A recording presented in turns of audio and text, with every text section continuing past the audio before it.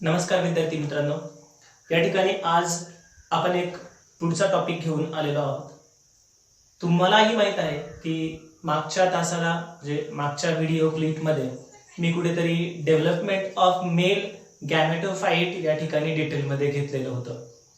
म्हणजे आतापर्यंत आपण स्ट्रक्चर ऑफ अँथरलोब, त्यानंतर स्ट्रक्चर ऑफ मेल गॅमेटोफाइट आणि नंतर मग डेव्हलपमेंट ऑफ मेल गॅमेटोफाइट हे स्टडी केलेलं आहे. मग आज आपल्याला काय स्टडी करायचंय? आता पुढचा टॉपिक आहे तो म्हणजे पहिल्यांदी स्ट्रक्चर ऑफ ओव्ह्यूल. काय म्हटलंय? स्ट्रक्चर ऑफ ओव्ह्यूल असं म्हटलंय. आता हे जे ओव्ह्यूल आहे हे ओव्ह्यूल कुठेतरी ओव्हरीमध्ये प्रोड्यूस केलं जातं. मान्य आहे? तुम्हाला मी कधीतरी मागच्या तासाला सांगितलेलं आहे की गायनोशियमचे 3 पार्ट्स जे आहेत, म्हणजे जनरली गायनोशियमचा इंडिव्हिज्युअल जो मेंबर असतो त्याला आपण कार्पेल म्हटलंय. या कार्पेलचे 3 पार्ट असतात, स्टिग्मा, स्टाईल आणि ओव्हरी. त्यातला हा जो ओव्हरी पार्ट आहे, या ओव्हरी पार्ट मध्ये कुठेतरी ओव्ह्यूल्स प्रोड्यूस केले जातात. आणि हे जे ओव्ह्यूल आहे या ओव्ह्यूलला म्हटलं जातं मेगास्पोरॅन्जियम. काय म्हटलं जातं? मेगास्पोरॅन्जियम. आठवतंय तुम्हाला? तुम्ही एक टर्म ऐकलेली आहे ती म्हणजे मायक्रोस्पोरॅन्जियम. मायक्रोस्पोरॅन्जियम. त्याच पद्धतीने आता ही नवीन टर्म आहे ती म्हणजे कोणती? मेगास्पोरॅन्जियम. मेगास्पोरॅन्जियम. आता मायक्रोस्पोरॅन्जियम काय होतं रे? Microsporangium is nothing but the pollen sac. Microsporangium म्हणजे काय होतं तर पोलन सॅक. लक्षात असू द्या, पूर्ण अँथरलोबला तुम्ही मायक्रोस्पोरॅन्जियम म्हणू शकत नाही. मायक्रोस्पोरॅन्जियम कशाला म्हणा तुम्ही? पोलन सॅकला म्हणा. तसं मेगास्पोरॅन्जियम, हे जे मेगास्पोरॅन्जियम आहे हे मेगास्पोरॅन्जियम म्हणजेच काय असणार आहे तर ओव्ह्यूल असणार आहे. काय? ओव्ह्यूल. पण इथे थोडंसं एक स्टेटमेंट मी क्लिअर करेल. ओव्ह्यूलला फक्त तुम्ही मेगास्पोरॅन्जियम नाही म्हणू शकत, त्याला तुम्ही इंट्युगमेंटेड मेगास्पोरॅन्जियम म्हणा. Integumented. Why it is called as a integumented? Integumented means the coverings are present, integuments are present, that's why it is called as an intugumented megasporangium. So the ovule is nothing but the intugumented megasporangium. Okay. बरं, आता थोडंसं याच्या आधी जातो म्हणजे तुम्हाला नीटच्या दृष्टिकोनातून हे थोडेसे पॉइंट क्लिअर होतील. हा जो मायक्रोस्पोरॅन्जियम आहे, हा मायक्रोस्पोरॅन्जियम म्हणजे पोलन सॅक कुठे प्रेझेंट असणार आहे? स्टॅमेनवर. आणि त्या स्टॅमेनला आपण काय म्हटलंय? Microsporophyll. So microsporophyll is nothing but the stamen. Microsporophyll is nothing but the stamen. मग आता तसं मेगास्पोरोफिल तुम्ही कशाला म्हणणार? So here now integumented microsporangium is produced by megasporophyll. Megasporophyll. And this megasporophyll is nothing but, जसं इकडे स्टॅमेन तसं megasporophyll म्हणजे काय असणार आहे तर carpel. Okay. Now next, microsporangium produces the pollen grain. Microsporangium मध्ये काय प्रोड्यूस होणार आहे? पोलन ग्रेन्स प्रोड्यूस होणार आहे. आणि या पोलन ग्रेन्सला तुम्ही काय म्हटलंय? Male gametophyte. That is microspore. Male gametophyte that is microspore means it is a pollen grain. Pollen grain. मग जसं मायक्रोस्पोरॅन्जियम मध्ये मेल गॅमेटोफाइट म्हणजे मायक्रोस्पोर तयार होणार आहे, त्याच पद्धतीने मग मेगास्पोरॅन्जियम मध्ये काय प्रोड्यूस केलं जाणार? मेगास्पोरॅन्जियम प्रोड्यूसेस द फिमेल गॅमेटोफाइट. फिमेल गॅमेटोफाइट. आता फिमेल गॅमेटोफाइट म्हणजेच काय? Megaspore. female gametophyte means megaspore, and this megaspore is nothing but that is embryo sac. Okay. So आता ह्या ज्या टर्म्स आहेत ह्या टर्म्स या ठिकाणी तुम्ही काय करा, एकदा क्लिअर करा नीट. परत एकदा ऐका. तुमच्या समोर इथे काय आहेत, तुमच्या समोर इथे दोन वेगवेगळ्या टर्म्स आहेत. एक ही जी टर्म आहे मेगा, ही टर्म कशाशी रिलेटेड आहे, फिमेल्सशी रिलेटेड असणार आहे, मीन्स फिमेल रिप्रोडक्टिव्ह पार्टशी रिलेटेड असणार आहे. आणि मायक्रो ही जी टर्म आहे मेल रिप्रोडक्टिव्ह पार्टशी रिलेटेड असणार आहे. सो ह्या टर्म प्रॉपरली कन्फर्म करा. सो आता या ठिकाणी तुमच्या लक्षात आलं असेल की एक बाजू आपण पूर्ण स्टडी केली आतापर्यंत, म्हणजे स्टॅमेन किंवा मग पोलन सॅक आणि पोलन ग्रेन, त्याचे डेव्हलपमेंट. सो एक बाजू पूर्णपणे स्टडी केली. So now we are going to study about this thing. आता या ठिकाणी आपण या गोष्टी जे मेगास्पोरोफिल किंवा मग मेगास्पोरॅन्शियम आणि डेव्हलपमेंट ऑफ मेगास्पोर किंवा मग डेव्हलपमेंट ऑफ फिमेल गॅमेटोफाइट या थिंग्स आता इथून पुढे आपण स्टडी करणार. Okay. So now today we are going to study about the structure of ovule, that is the integumented megasporangium. Okay, so let us see the structure of ovule. Okay, so ovule ला आपण काय म्हटलंय, ovule is nothing but the integumented megasporangium. Okay, he statement important आहे, तुम्हाला नीट किंवा CET साठी बहुतेक वेळा विचारलं जातं. So it is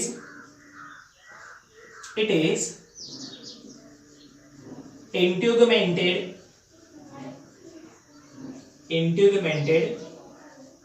megasporangium.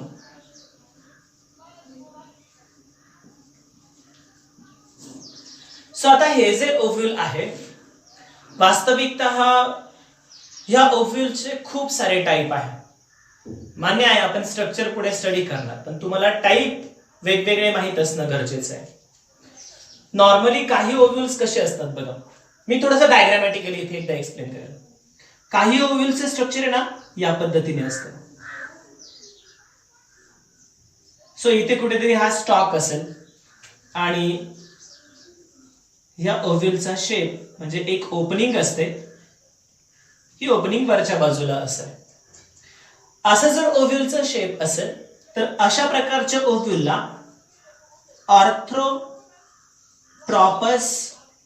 Ovule असं म्हणतात. कोणतं ओव्ह्यूल म्हणतात, ऑर्थोट्रॉपस ओव्ह्यूल असं म्हणतात. त्यानंतर दुसरा एक टाइप आहे ओव्ह्यूलचा, तो म्हणजे सपोज ओव्ह्यूलचं स्टॉक या पद्धतीने असेल आणि ओव्ह्यूल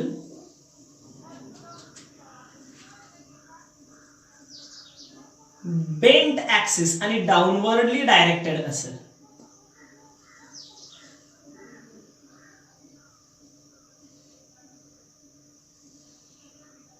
कशा पद्धतीनं, या पद्धतीनं बेंट ऍक्सिस आणि डाउनवर्डली डायरेक्टेड. सो या टाइपचं जर ओव्ह्यूल असेल तर या ओव्ह्यूलला म्हटलं जातं कोणतं ओव्ह्यूल, तर एनाट्रॉपस ओव्ह्यूल.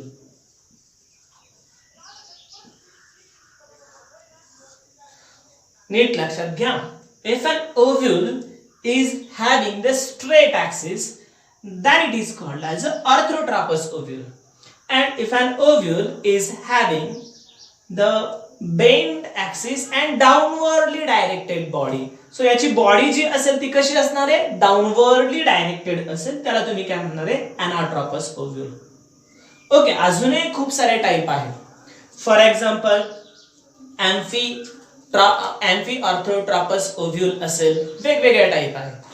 सो इथे मेजॉरिटी ऑफ प्लांट्स मध्ये एनाट्रॉपस ओव्ह्यूल हे टाइप प्रेझेंट असतं. Most of the angiosperm plant shows the anatropous ovule. Means today we are going to study about the anatropous ovule. आपण काय करूया, एनाट्रॉपस ओव्ह्यूलच्या बाबतीत या ठिकाणी स्टडी करूया. So let us see about the anatropous ovule. So structure of anatropous ovule. What is anatropous ovule. So anatropous ovule is a ovule with the bent axis and downwardly directed body. Ovule with bent axis and downwardly directed body. Ovule with bent axis and downwardly directed body is called anatropous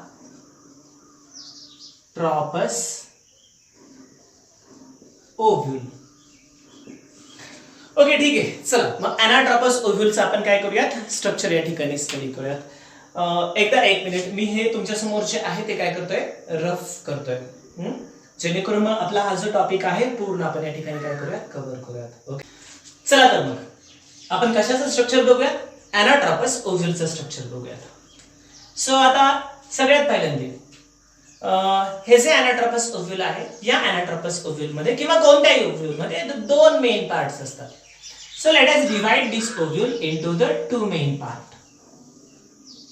First part is nothing but the stalk of ovule and second part is nothing but the body of ovule. So we can divide the ovule into the 2 parts. First is the stalk and second one is the body. So here stalk of ovule. मी एक काम करतोय, the diagrammatically आपण बघूयात. Suppose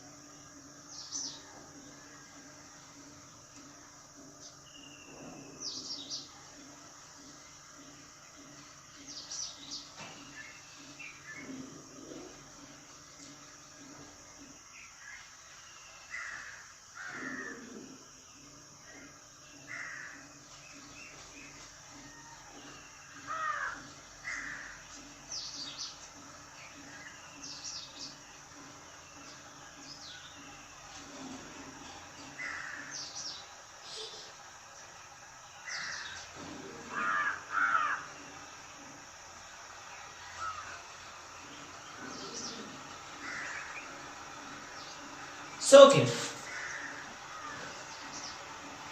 this is the stalk of ovule. हा जो आहे या ovule चा काय म्हणूयात आपण, stalk असं म्हणूया. So here a region of ovule which attached to the ovary is nothing but the stalk. Ovule चा असा region जो ovary ला कुठेतरी attached असेल त्याला आपण काय म्हणूयात, stalk असं म्हणूयात. This stalk is also called as a funicle. या स्टॉकला आपण फनिकल असंही म्हणू शकतो. It is also called as funicle. एक मिनिट आपण स्टेटमेंट मेन्शन करूयात.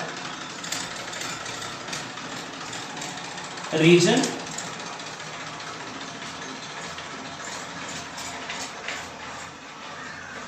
which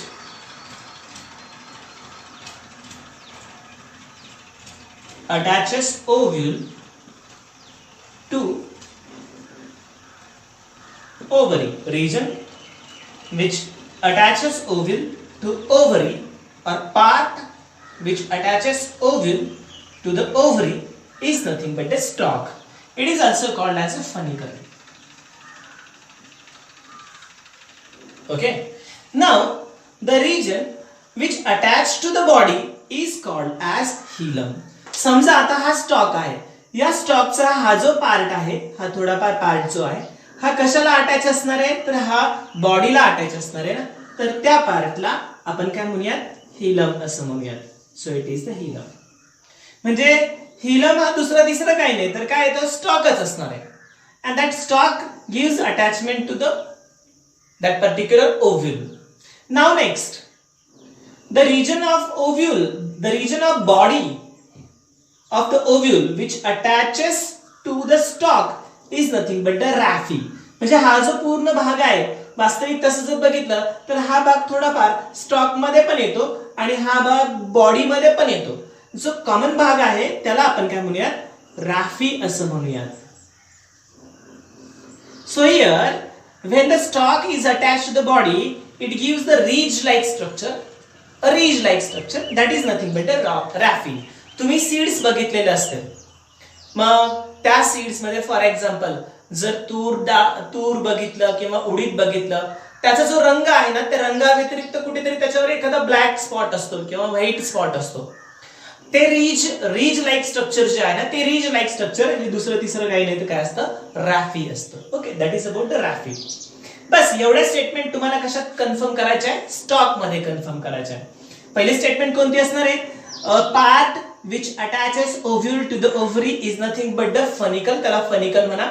next, the part of funicle which attached to the body of ovule that is nothing but the hilum. Next, the ridge-like structure of a stalk present over the body of the ovule is nothing but the raffi, त्याला रॅफी म्हणणार. So या term सगळ्या तुमच्या कशामध्ये येणार आहे, तर stock मध्ये येणार आहे. Okay, so now let us see about the body. आता आपण बॉडी विषयी बोलूयात. Now here body of the ovule shows the different part, वेगवेगळे पार्ट इथे प्रेझेंट आहे. The broad base like part, the broad region of the body is nothing but the chalaza. So this is the broad region, that is nothing but the chalaza. हा जो पूर्ण भाग आहे वरचा याला चलाजा असं म्हणणार. नाव थोडंसं वेगळं आहे, ऐकताना जरा वेगळं वाटतं पण युनिक आहे लक्षात ठेवण्यासाठी.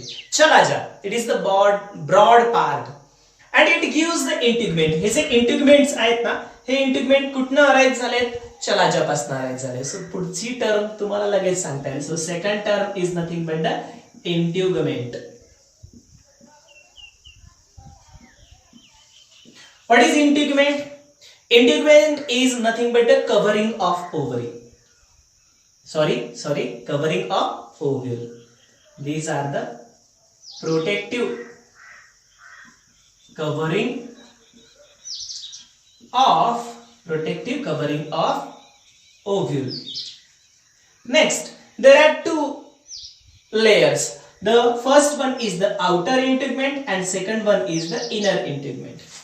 हे जे आहे ना, हे आउटर इंटिग्मेंट असेल आणि हे जे असेल ते कोणतं असणार आहे, इनर इंटिग्मेंट. सो मी इथे मेन्शन करतोय,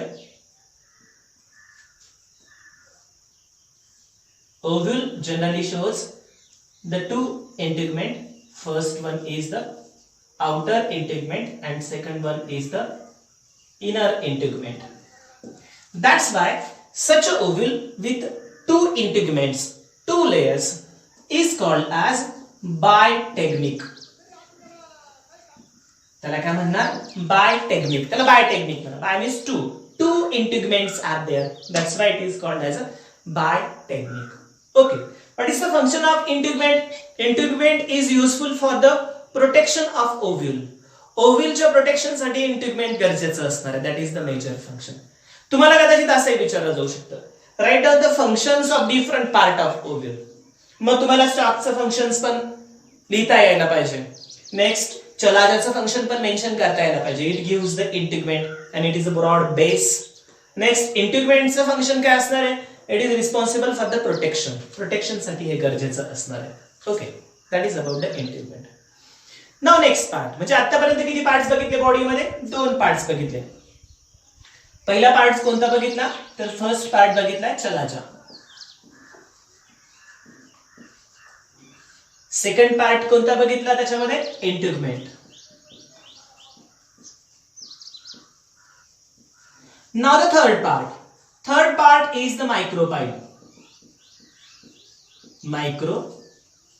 So third part is the micropyle. What is micropyle? The opening or aperture present to the integument is called as a micropyle. प्रत्येक ओव्ह्यूलला एक aperture present असतंच आणि त्या apertureला तुम्ही काय म्हणणार आहे, micropyle. So this is the micropyle. What is micropyle?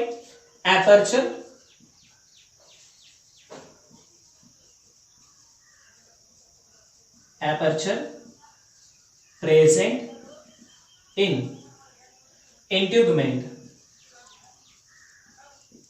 is nothing but the micropyle. Okay, so here body of ovule shows the two end. First one is the end where chalaja is present and that end is called as a chalajal end. या एंडला आपण म्हणूयात chalazal end.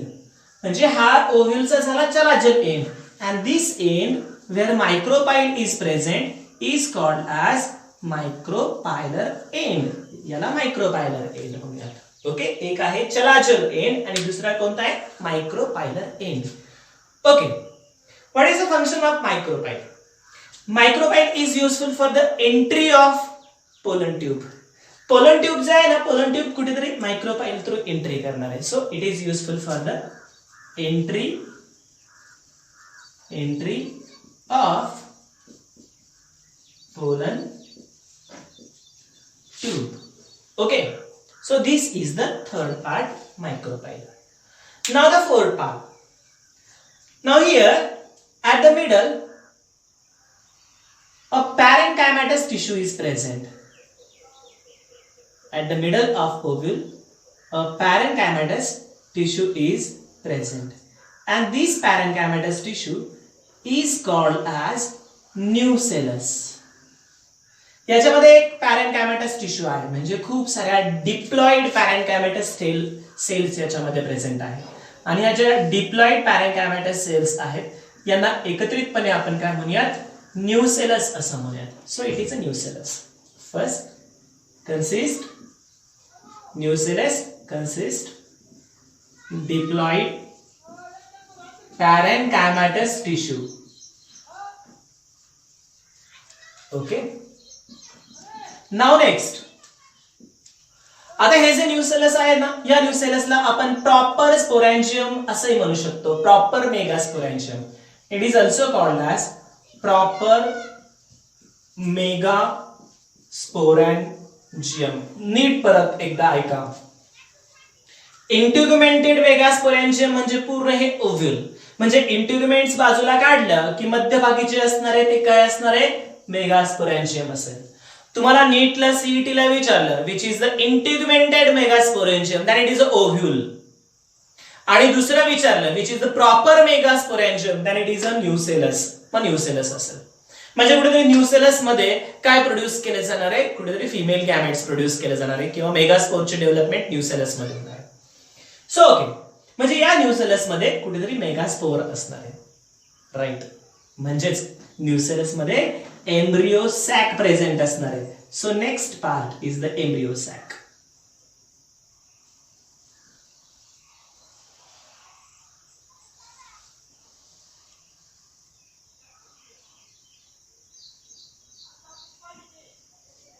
Suppose this is the embryo sac.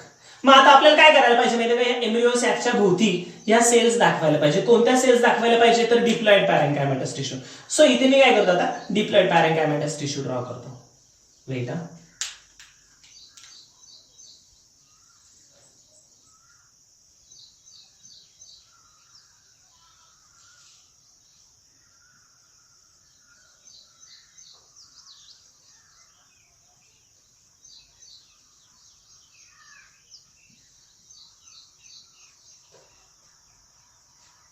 So तुम्ही randomly कशाही दाखवल्या या ठिकाणी तरी चालतील या parenchymatous tissue, parenchymatous cells. They are diploid in nature, so it is having the diploid nucleus.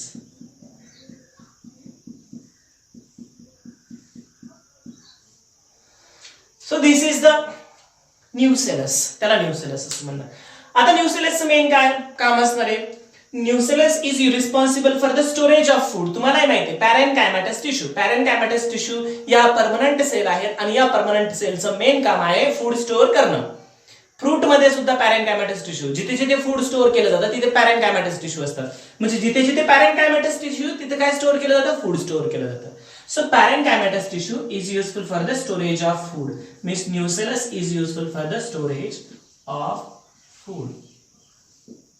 Okay, now the last part. कोणते part बघितले आतापर्यंत? पहिला चलाचा, दुसरा कोणता इंटिग्युमेंट, तिसरा कोणता मायक्रोपाईल, चौथा कोणता बघितला nucellus.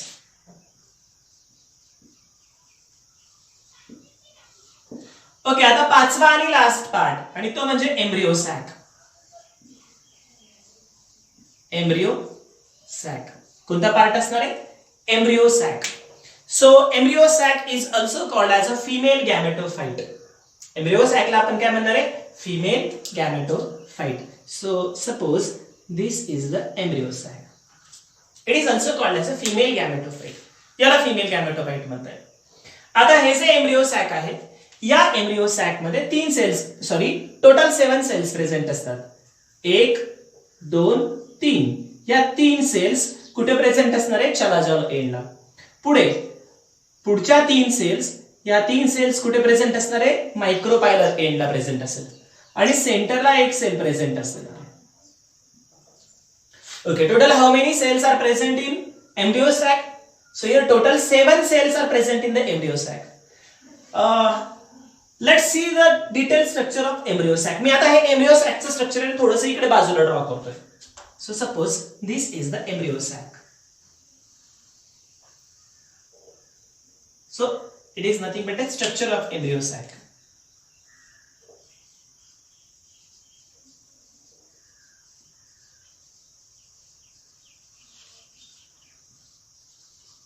So here embryo sac is a 7-celled. 3 haploid cells are located at the chalazal end, are called as antipodal cell. Antipodal cells. Okay, what is the antipodal cells? 3 haploid cell means a single set of chromosome in there. 3 haploid cells that located at the chalazal end are called as antipodal cells. Okay. Now middle diploid cell is called as polar nuclei, or it is also called as a secondary cell. याला आपण secondary cell म्हणूया. That secondary cell is diploid in nature. He diploid असेल. ठीक आहे. किती sale झाले आतापर्यंत इथे? 4. 3 सेल अँटीपोडल सेल्स आहे आणि 3 हॅप्लॉइड आहे. आणि मधली जी सेल आहे, चौथी सेल, ही कोणती आहे? पोलार न्यूक्लियर किंवा सेकंडरी सेल, पण ती कशी असणार आहे? डिप्लॉइड. ओके. आता उरल्या 3 cells. The 3 cells are located at the micropylar end. Micropylar एंडला 3 सेल्स प्रेझेंट आहे. These 3 cells togetherly called as egg apparatus. या 3 सेल्सला एकत्रितपणे आपण काय म्हणूयात? एग apparatus असं म्हणूयात. Egg apparatus. So these 3 cells are also haploid in nature. ह्या 3ही सेल परत हॅप्लॉइड आहे. म्हणजे तुम्ही सांगू शकता तिथे सर टोटल 7 सेल्स आहेत. या 7 सेल्स पैकी 6 सेल्स हॅप्लॉइड आहेत आणि एक सेल सेंटरची जी आहे ना ती कशी असणार आहे? डिप्लॉइड आहे. म्हणजे इथे 2 न्यूक्लियस आहेत, सेपरेट 2 न्यूक्लियस आहे, आणि ते पण न्यूक्लियस कसे असणार आहे? हॅप्लॉइड न्यूक्लियस असणार आहे. ओके, म्हणून याला मी डिप्लॉइड असं म्हटलंय. ठीक आहे. So here egg apparatus consists the middle cell that is called as egg cell. याला आपण म्हणूयात egg sale. and lateral 2 cells are called as synergids. Egg cell is also haploid, and here synergid is also haploid in nature. या तिन्ही sale हॅप्लॉइड्स आहे, म्हणजे lateral synergid cells पण haploid असणार आहे आणि एग सेल पण कशी असणार आहे? हॅप्लॉइड असणार आहे. Okay, that is about the structure of embryo sac. एकदा थोडंसं रिवाइज करा. Embryo sac is nothing but the mature female gametophyte. कोणता असणार आहे? Mature female gametophyte. It is 7 celled and 8 nucleated. याच्यामध्ये 7 सेल्स आहेत आणि 8 न्यूक्लियस आहे. 7 cells, 3 cells are antipodal, 3 cells are egg apparatus, and 1 cell is secondary cell. 7 cell structure झालं. आता 8 nucleated कसं काय? 3 nucleus are of antipodal, 3 nucleus are of egg, total 6. Now 2 nucleus. आता diploid म्हणजे 2 nucleus. 2 nucleus that is of secondary. So total 8 nucleus are present. So it is 8 nucleoid cell, 8 nucleated cell. Okay, sorry 8 nucleated cell ला का म्हणू, it is 8 nucleated structure असं म्हणा. Okay, काय statement clear करणार, embryo sac is 7 celled and 8 nucleated structure. Okay, that is about the structure of embryo sac. आता याचं प्रत्येकाचं function, secondary cell is responsible for the formation of endosperm. ते आपण पुढे बघूया डिटेल. फंक्शन फक्त लक्षात घ्या. It is useful for the production of endosperm. Egg apparatus production for the zygote, झायगोटच्या प्रोडक्शन साठी गरजेचं आहे. Synergid cells useful for the entry of pollen tube, pollen ट्यूबच्या एंट्रीसाठी या 2 सेल्स गरजेच्या आहेत. कोणत्या तरी एक सेल गरजेची असते, पण दोन्ही पण आपण दोघांचं फंक्शन तेच ग्राह्य धरणार आपण, एंट्री ऑफ पोलन ट्यूब. आणि अँटीपोडल सेल्सचं नॉर्मली फंक्शन या ठिकाणी अननोटिस्ड आहे. It get disappeared after the fertilization, fertilization नंतर काय होतात ते डिसअपियर्ड होतात. या पद्धतीने तुम्हाला प्रत्येकाचं फंक्शन मेन्शन करता येईल. वास्तविकता विद्यार्थी मित्रांनो या ठिकाणी आपण 2 टॉपिक कव्हर केलेले आहेत. एक टॉपिक मेन तो म्हणजे काय, स्ट्रक्चर ऑफ अनाट्रॉपस ओव्ह्यूल, हा मेजर टॉपिक कव्हर केलेला आहे. आणि दुसरा टॉपिक जो मायनर टॉपिक कव्हर झालेला आहे तो म्हणजे स्ट्रक्चर ऑफ फिमेल गॅमेटोफाइट. ठीक आहे, ओके. आता एक काम करायचं, एकदा मी फक्त रिवाइज करतो, त्यानंतर मी तुम्हाला एक होमवर्क देतो. What is anatropous ovule? Ovule with bent axis and downwardly directed body is called as anatropous ovule. It is divided into the 2 parts, stalk and body. मग स्टॉक मध्ये कोणते पॉइंट यायला पाहिजे? फनिकल यायला पाहिजे, हिलम यायला पाहिजे आणि राफी, हे 3 पॉइंट यायला पाहिजे. त्यानंतर स्टॉकचं फंक्शन मेन्शन करा, न्यूट्रिशन प्रोव्हाइड करा. ओके, नंतर मग बॉडी. बॉडी मध्ये काय, चलाचा, इंट्युगमेंट, मायक्रोपाइल, न्यूसेलस आणि एम्ब्रियो सॅक, ह्या प्रत्येकाचं फंक्शन्स पण, स्ट्रक्चर पण तिथे यायला पाहिजे आणि फंक्शन पण यायला पाहिजे या पद्धतीने. आणि सगळ्यात शेवटी मग स्ट्रक्चर ऑफ एम्ब्रियो सॅक आपण इथे स्टडी केलेलं आहे. ओके, आता तुमच्यासाठी होमवर्क. मी आज फळ्यावर जास्त काही लिहिलेलं नाही, म्हणजे खूप काही नोट्स वगैरे अशा जास्त फळ्यावर मी लिहून दिलेलं नाही. सो प्रत्येक वेळेस स्पून फिडिंग सारखं करण्यापेक्षा बेस्ट वे आता तुमच्यासाठी होमवर्क. काय करायचं विद्यार्थी मित्रांनो, एकदा व्यवस्थितपणे